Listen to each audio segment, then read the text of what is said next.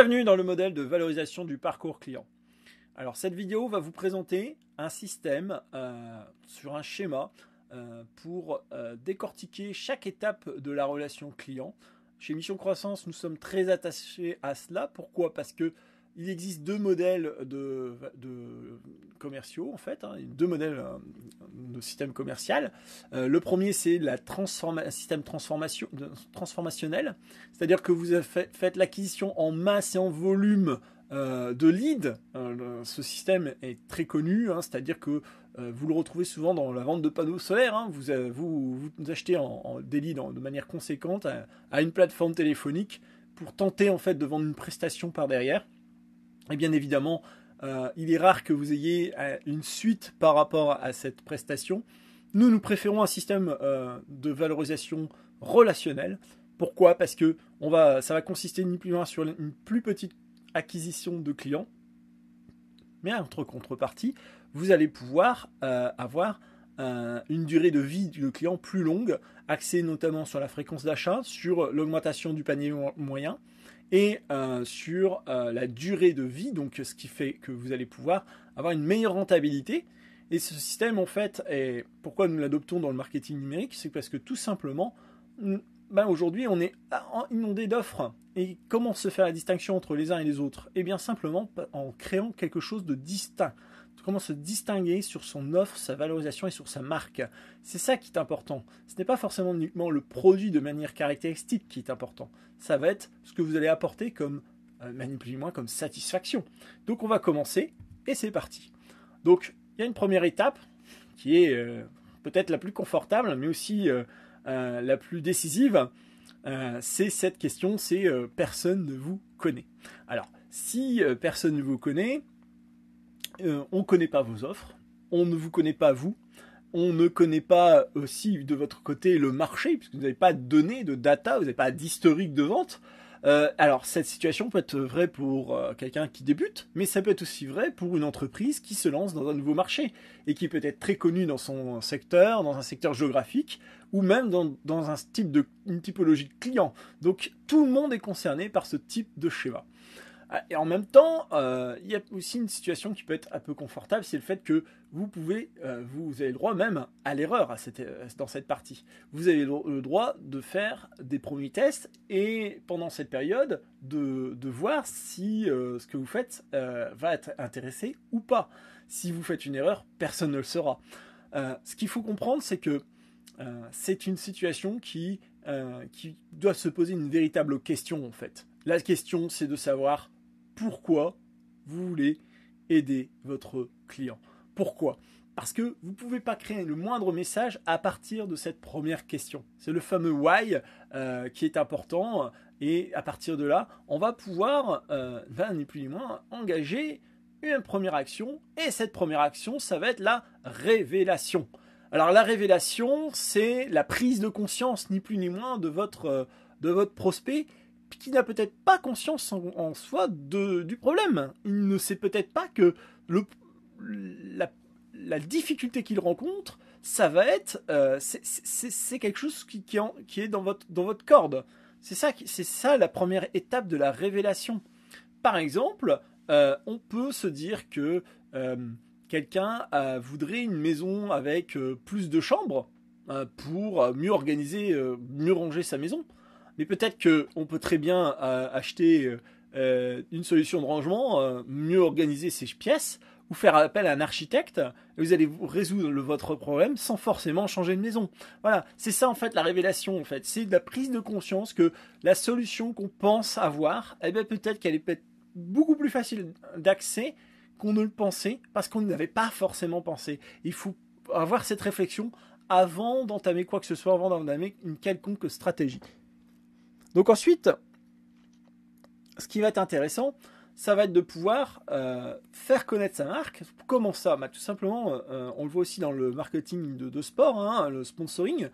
S'il y a beaucoup de dépenses publicitaires dans ce secteur, c'est parce que les marques le savent, c'est qu'elles sont présentes. Et cette présence, elle n'a pas de prix pour elles, parce que tout simplement, elles gardent en esprit la solution qu'elles peuvent proposer.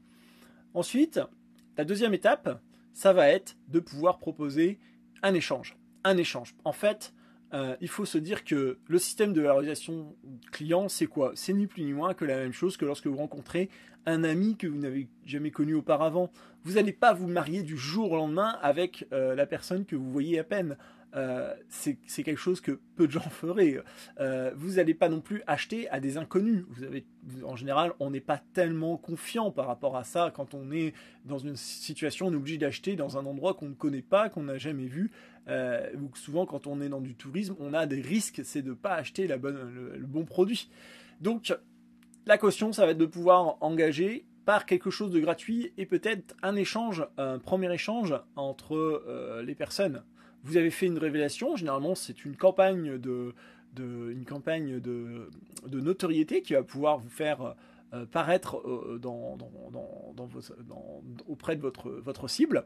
Ensuite, la caution, ça va être peut-être un article tout simplement que vous pouvez publier sur un site internet ou ni plus ni moins sur un contenu un peu plus intense qui va parler du problème que vous pouvez résoudre. Alors pour des cas concrets, la révélation, souvent on va faire des campagnes assez punchy, assez fun, qui donnent un peu la gifle. Mais ça va pas suffire. Il va falloir entrer un peu plus en profondeur. Et donc la caution, ça peut être un texte à côté de cette fameuse gifle qui va expliquer pourquoi ce que vous faites réellement en fait. Si vous êtes barbier, vous pouvez ni plus ni moins créer un petit contenu pour savoir comment entretenir en fait sa barbe ou donner un conseil d'entretien à la personne qui passe à côté de son magasin. Enfin, voilà, il y a plusieurs idées à mettre en place. On peut aussi le mettre sous la forme sur une plateforme sociale. Tout est possible à ce sujet. Une fois que vous avez fait un premier échange, que vous avez eu votre première interaction, on va pouvoir travailler sur les premières souscriptions. Qu'est-ce que c'est que les souscriptions? C'est ni plus ni moins que les premiers abonnés à vos plateformes, comme sur YouTube, les abonnés YouTube ou les likes ou les likes de page. Et à partir de là, vous allez pouvoir même faire des premières évaluations. Ce qui peut être intéressant dans la caution, c'est d'évaluer le nombre de pages vues de première visite, puisque vous commencez à vous faire connaître. Et ensuite, ce qui peut être intéressant, c'est de voir le nombre de souscriptions par rapport à vos contenus que vous présentez. Il faut savoir que toute cette phase-là, vous êtes encore sur des contenus assez légers, assez light. Vous n'allez pas commencer à parler comme sur une estrade à cette phase-là. C'est un peu toujours la même chose quand vous rencontrez quelqu'un. Vous n'allez pas commencer à entamer des discussions, des sujets extrêmement profonds au début. Vous savez, dans un speed dating, les gens aiment tous le voyage. Voilà, donc ce qu'il faut, c'est essayer de trouver des personnalisations, des points d'accroche qui vont être vraiment spécifiques à votre solution de problème. Parce qu'à la base, vous êtes là pour résoudre des problèmes. Et donc, la souscription peut s'évaluer. Et si ça ne va pas, vous pouvez toujours revenir sur la caution et revoir un peu les contenus à ce sujet.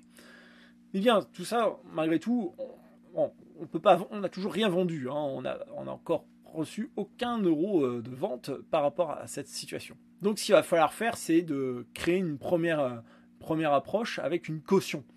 Et la caution, c'est la conversion, pardon. La conversion, ça va être de pouvoir échanger quelque chose l'un contre l'autre. Et en général, ça va être son contact contre quelque chose de gratuit. Alors ça peut être les livres numériques, ça peut être les rendez-vous privés ou des webinaires, ça peut être plusieurs sortes de choses qui puissent commencer à entrer une conversation avec un échange de valeur à la clé. Vous devez toujours donner quelque chose. Donner et vous recevrez en bien meilleurs termes en retour, c'est certain. Et donc cette conversion, elle peut, si elle ne va pas, revenir dans la caution, comme je le disais tout à l'heure, pour réaménager en fait vos actions. Et évidemment que du premier coup, ça ne marchera pas. Il va falloir trouver des itérations pour remettre pour passer à l'étape suivante, ni plus ni moins, qui va être l'incitation. Alors la conversion, c'est quelque chose qui pour le moment n'engage aucun argent, mais l'incitation, ça va être la possibilité de proposer une première offre de produit, mais à un prix cassé, à un prix très réduit, un demi-produit en quelque sorte, sans être un produit de moins bonne qualité, bien évidemment, mais un produit qui résout une solution bien précise et bien particulière en échange d'un peu d'argent. Alors souvent, ça peut être des offres à 5, 7, 9, 19 euros. Cela dépend. On le retrouve aussi dans les locations de logiciels, dans les CRM notamment, où vous allez payer ni plus ni moins une petite somme d'argent pour un essai ou une période gratuite. Mais vous avez déjà donné non seulement là vos coordonnées, mais aussi votre carte bancaire, parce que si vous êtes sur une période d'essai, dans un mois, vous allez avoir un retrait. Et ça, c'est ce qu'on retrouve par exemple chez Netflix. C'est comme ça que Netflix s'est développé. Hein. C'est parce qu'on avait une période gratuite et on pouvait essayer à partir de là. Ça nous a facilité l'acte d'achat chez eux. On l'a aussi chez Spotify. Où vous payez une petite somme, d'abord vous payez, vous avez un mois gratuit il me semble, hein, ça dépend aussi des périodes, et puis vous, à partir d'un certain temps, vous payez un prix. Voilà, et puis il y a beaucoup de choses qu'on peut essayer. Si vous êtes par exemple dans le conseil de ressources humaines, vous pouvez très bien créer une formation complète en incitation avant de faire un programme d'1 an d'accompagnement. Vous pouvez très bien, pour le recrutement par exemple, eh bien, vous pouvez faire très bien une formation ou même un événement privé pour un prix cassé pendant une période définie, ou même en ligne. On peut faire un coaching en ligne pour un prix cassé et voir à l'essai ce que ça va donner. Et si ça ne va pas, évidemment, on retourne sur la période de caution. Pour le moment, dans cette phase, dans ce laps de temps, vous n'avez toujours pas rentabilisé vos actions. Vous avez dépensé de l'argent dans des campagnes de publicité, mais vous n'avez toujours pas dépensé d'argent. Et ce qui se passe, c'est qu'il est temps d'améliorer progressivement cette rentabilité par la phase de progression. Et à partir de là, on va pouvoir créer de nouveaux produits, de nouvelles offres et de nouvelles incitations pour améliorer justement votre rentabilité, vos rendements avec les mêmes clients. Et donc, vous allez jauger sur la fréquence d'achat. Et donc, en même temps, votre client, lui, ce qui est bien, c'est qu'il va commencer à être habitué. Et il va acheter parce qu'il est convaincu que vous êtes la solution au problème. Et plus vous entrez dans cette conversion et dans cette conversation, plus il sera enclin à racheter et à reprendre de nouveaux produits chez vous et pas chez les autres. Et cette progression, justement, c'est pour ça qu'elle est en forme de fusée, c'est qu'elle vous permet de vous dire, et qu'elle est assez grande, c'est qu'elle est une phase très importante où, via des mailings, via des interactions que vous pouvez avoir, des événements même, eh bien vous allez vous faire reconnaître par les gens qui sont déjà inscrits chez vous, qui vous connaissent votre marque, et qui ont déjà acheté chez vous, et qui sont 20 fois plus enclins à acheter chez vous, parce qu'ils ont déjà essayé quelque chose. Et c'est ça la chose la plus importante. S'ils ont acheté quelque chose une fois, ils ont 20 fois plus de chances de vous acheter chez vous avec un nouveau message. Et c'est ça qu'il va falloir travailler encore pour améliorer encore cette nouvelle étape. Alors par exemple, il y a aussi un phénomène extraordinaire qui est vraiment enrichissant, c'est que une fois que vous avez acheté chez quelqu'un, en général, vous êtes convaincu du bienfait de votre produit et de votre décision. Donc vous, en tant que marque, vous êtes là pour faire en sorte à ce qu'il y ait le plus de messages possible pour offrir de nouveaux produits et faire de nouvelles offres. Alors, il n'est pas obligé de créer à chaque fois des produits nouveaux. On peut trouver des angles différents pour faire des offres promotionnelles avec un plan bien particulier, bien défini sur du long terme. Et donc, à partir de là, vous créez toujours un nouvel angle et donc une protection supplémentaire et ce qu'on appelle un renforcement encore de la décision. Donc vos clients commencent à vous protéger vis-à-vis d'autres. Bien évidemment, en contrepartie, il y aura toujours des gens qui peuvent critiquer, puisqu'on est dans un modèle de médias. Tout le monde peut parler partout avec n'importe quel moyen. Mais vous aurez aussi de votre côté des gens qui vous protégeront. Et parfois même admettre certaines faiblesses peuvent vous aider aussi à passer certaines étapes. On peut le voir dans la communication de certaines personnalités, dès qu'ils parlent de leurs faiblesses, il y a des gens derrière qui viennent les défendre.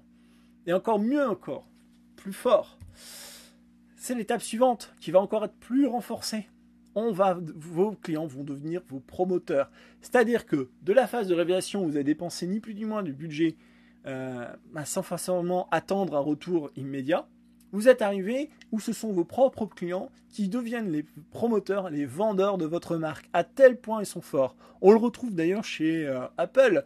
Apple a une communauté tellement forte de ses clients que ils ne changeront jamais. Ils seront toujours les protecteurs et les promoteurs de la marque. Et ils le montreront. Pourquoi, à votre avis, la pomme est dans le sens inverse de l'écran quand on l'ouvre? C'est pour voir que vous faites partie du club. Et c'est ça qu'il faut faire créer.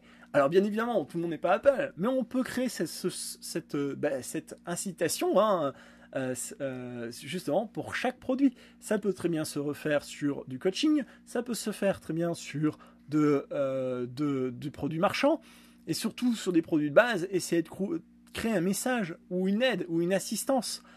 Si demain vous vendez par exemple des conserves, les choses assez basiques, mais si on peut avoir un conseil culinaire ou associer un autre produit avec son offre, vous allez vous créer quelque chose de différent, et c'est comme ça que vous allez avoir des protecteurs et aussi des promoteurs. Et avec ça, forcément, vient avec vous la rentabilité, avec des offres qu'on appelle la création d'offres de produits maximisées. Par exemple, dans le conseil, on peut commencer à proposer des offres plus solides, comme 2 mois d'accompagnement pour la croissance de son entreprise, ou comme 2 mois ou 4 mois d'accompagnement pour le recrutement de son personnel, sur quelque chose de long, qui va être beaucoup plus intense et plus intéressant que de travailler une semaine sur une campagne de recrutement, parce qu'elle va forcément générer plus de valeur 2 mois. Et ça va vous faire travailler pendant un certain temps, et pour le client, il va avoir beaucoup plus de retour sur investissement, et vous pourrez aussi récolter davantage de data. Donc en fait, ce qu'on peut repenser, synthétiser surtout sur ce système de parcours, c'est que il y a une partie qui est fondamentale au début, ça va être la partie la plus basse, qui est la plus automatisable en fait, et aussi qui va vous permettre de récolter de la donnée. Parce que cette donnée va vous permettre de requalifier vos actions. Donc la donnée, elle peut se faire comment? On va pouvoir voir sur la révélation s'il y a déjà des premières interactions. À partir de cette révélation, on va pouvoir cibler les gens qui ont interagi avec cette phase. Et à partir de cette data, on va pouvoir affiner pour proposer une offre de conversion. Et partir de cette offre des données de l'offre de conversion, on va pouvoir créer un premier produit et ensuite, et ainsi de suite, vers de la progression. Et après, créer une véritable offre à long terme et la plus maximisée en fait. Voilà, c'est ce que je voulais vous montrer dans cette vidéo. J'espère que vous avez apprécié justement le système, le schéma, qui est la base fondamentale pour tout.